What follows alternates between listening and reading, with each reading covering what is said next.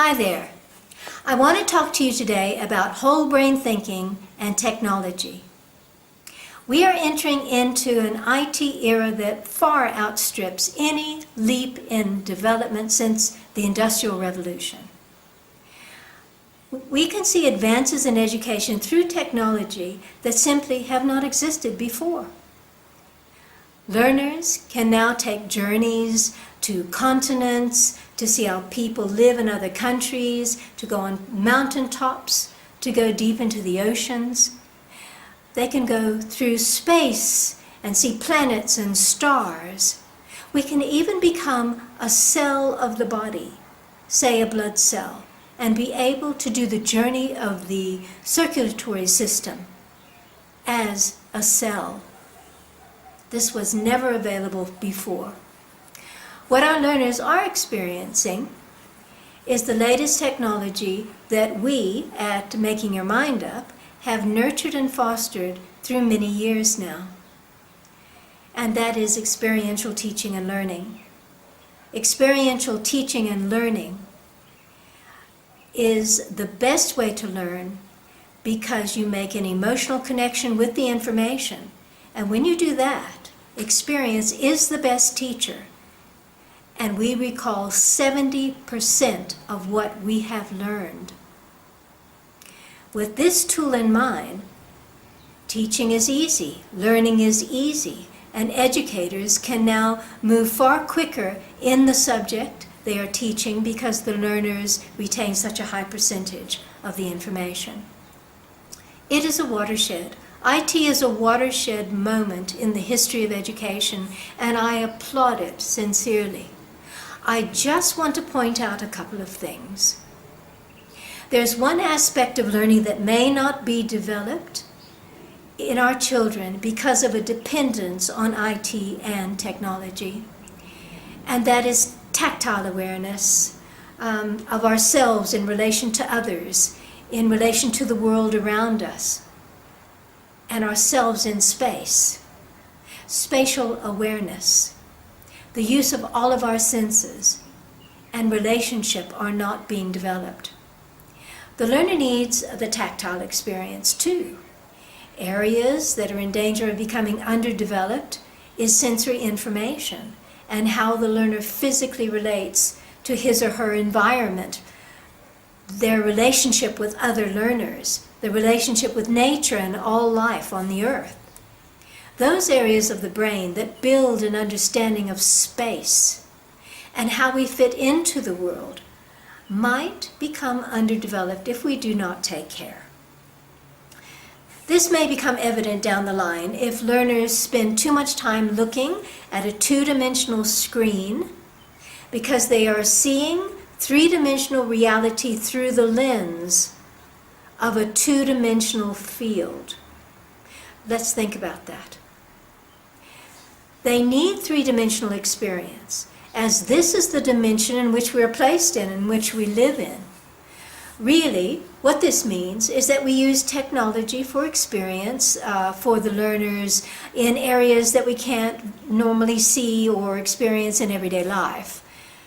But we need then to experience this information in a tactile, sensory way. This brings me to whole brain thinking. If we use the left side of our brain for learning, we miss half of our ability to perceive and understand with insight. Insight, intuition, creative imagination, invention, visualization are all happening on the right side of the brain. If we take the learner out of the IT screen experience and reinforce that learning through physical experience using imagination, we then develop the whole brain and give the learner a different perspective of seeing the information. Here's an example. So let's say we're in science class and we use IT technology and the class goes into outer space. They see the planets and the stars. Then you can reinforce the information by putting them into an experiential task. Exploring, say, what it might be like to be on a different planet, or what it feels like to reach the speed of light and use all the senses and imagination to explore that thought. Opening up the learner to creative imagination and invention will give him insight into the subject matter being taught and let him develop his right brain along with his left. Now that is whole brain thinking. Like a muscle in the body that will decline from lack of use, the brain also needs exercise. Traditionally, we give much classroom time to left brain thinking, but not nearly that same amount in right brain thinking. Visualization trains the brain to be able to picture images and move an object in the mind's eye. See it from the top, from the bottom, move it around, change its size, its color, its shape, add things, take things away. This is a basic exercise that we can all teach in the classroom. The learner just has to close his or her eyes, take a few deep breaths for calming, and then let the imagination soar. When your class has mastered this basic technique, they can move on to exploring solutions to problems, like a design problem, like a new way to see something that we all take for granted, by making a new way of thinking about it that would be even better. That's what happened in the watch industry. By looking at a new way that a watch can tell time or give you the time, the digital watch was created and made the mechanics of the Swiss watch obsolete. No longer do we have to wind up a clock or risk overwinding and breaking it. You can think of a deeper insight that you would like your class to understand in the subject matter that you are teaching. Use IT to help them experience the information. Then put them in a situation where they need to come up with a solution to the problem that you will set up. Coming up with an answer gives them that insight, that deeper meaning that you wanted them to know, but it could not be understood until it was imagined and experienced.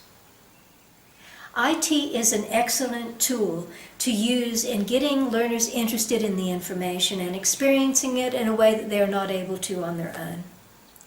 Adding an experiential task to that gives them the physical, tactile, and sensory experience that they need, as well as creative imagination that will help them to build an awareness of themselves, of others, and where information, this specific information that you're teaching, fits into the world. A new perspective is opened up to them. Together, IT technology and creative imagination will teach learners to use their own unique ideas and talents to re-visualize the world in the 21st century. Isn't making the world a better place the reason that you got into teaching? I know it is why I got into teaching. And whole brain thinking is a good way to start.